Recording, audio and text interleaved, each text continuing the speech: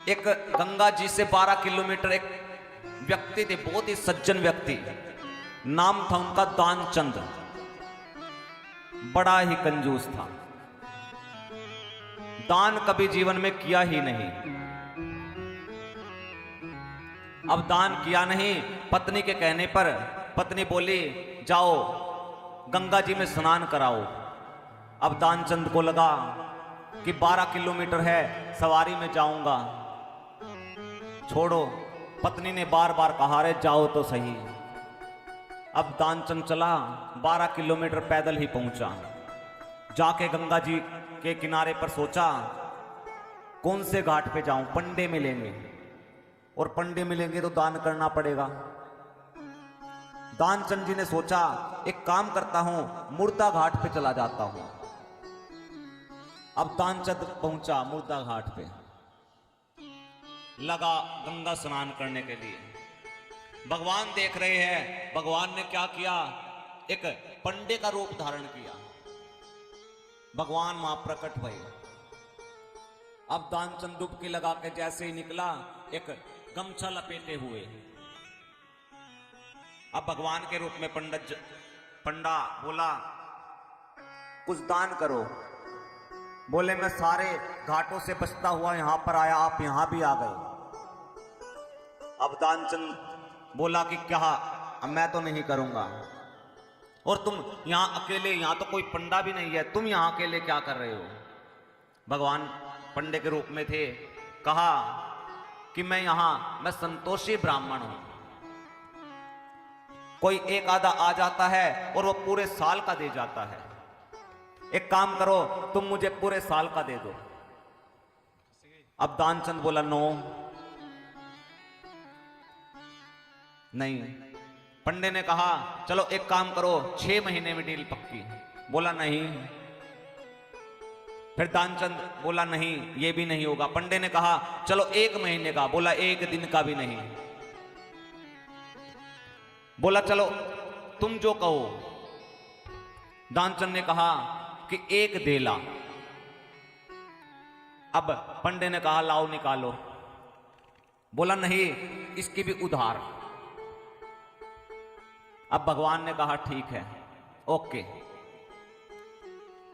अब नहा करके दानचंद चला, 12 किलोमीटर पहुंचा और जाकर के थक कर आया था, सो गया।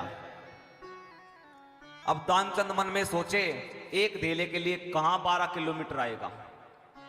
अब भगवान प्रकट भय पंडे के रूप में बाहर।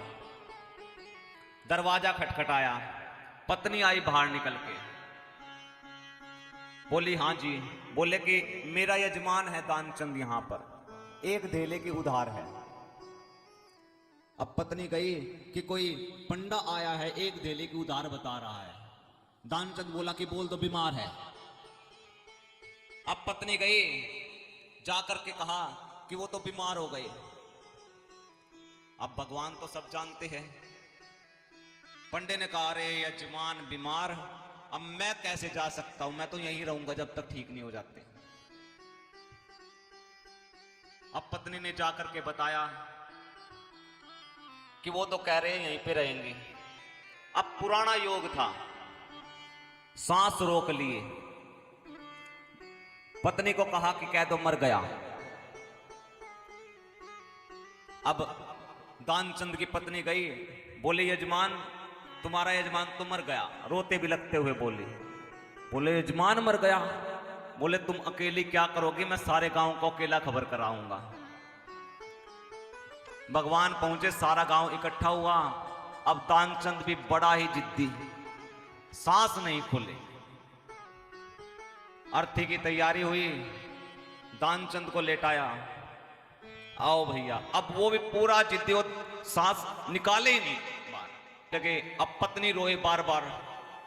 सारी जितनी भी गांव की पब्लिक थी वो उसको लेके जा रही। बोले मरा नहीं। सारे जितने भी सज्जन व्यक्ति थे बोले कि ये तो आपका मोह है, जो आया है वो जाएगा, इतना मोह मत कीजिएगा, संभालो। और औरतों को कह दिया। बोले मरा नहीं। बोले नहीं, धीरज रखो तुम। बोले धीरज की क्या बात है, ये मरा ही नहीं। भी सोचे ये तो बड़ा जिद्दी आदमी है, ये तो अब भी नहीं खोल रहा। चिता बना दी, चिता पे लेटा दिया दानचंद को। अब सोचा कि अग्नि देने की तैयारी हो गई, कभी इसको ये सब जीतते हुए को करना दे काम। भगवान ने कहा जो पंडे के रूप में थे, मैं इनके कान में मंत्र बोलना चाहता हूं। जाके बोला कि मैं विष्णु भगवान हूं, तुम मेरे पास आ गए। अब दानचंद ने धीरे से आंख खोली, देखा पंडा, दोबारा आंख बंद कर ली।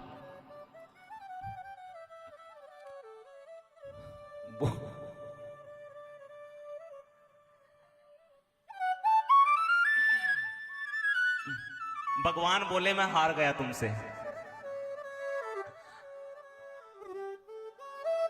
भगवान बोले कि मैं हार गया तुमसे, पहली बार मुझे कोई हराने वाला मिला है।